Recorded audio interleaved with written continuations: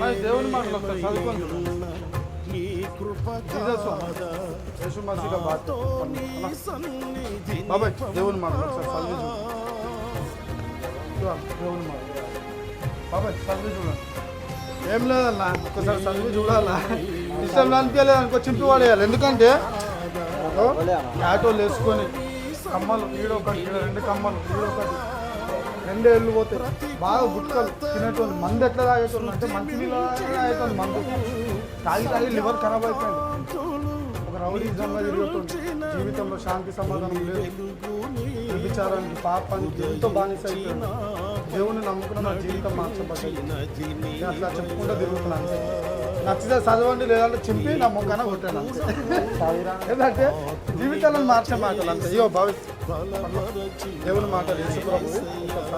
సరేనా? God bless you.